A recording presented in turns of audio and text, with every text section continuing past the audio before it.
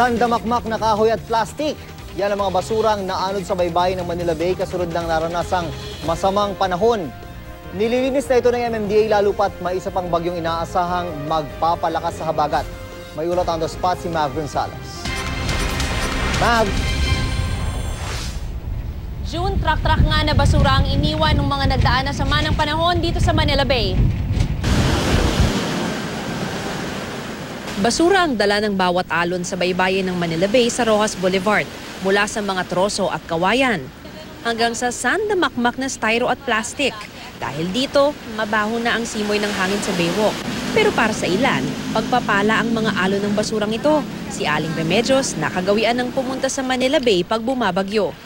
Minsan asawa ko nananahong, tapos pag maalon, maraming kalakal. Binibenta namin doon sa Pasay.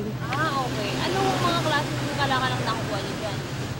Yung iba-iba. Ang asawa niyang si Pancho, di alintana ang malalaking alon sa paghahanap ng basurang may bebenta pa.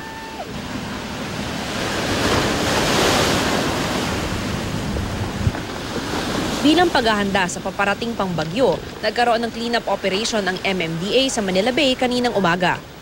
Mas marami tayong basura after the typhoon. Pagkalampas ng bagyo, pagkalipas ng bagyo, ang situation po rito, lahat po ng basura na lumabas galing sa mga estero, dito po natatambak sa tabi ng Manila, ng US Embassy. Kasi po parang ito ang nagiging catch basin. Dito napupunta ang basura ng ilang kalapit na lugar kabilang ang Navotas at Cavite. Kaya naman nasa 8 truck na ng basura ang nahakot rito, bunsod ng bagyo at habagat. Ngayong madalas ang sama ng panahon, paalala ng MMDA.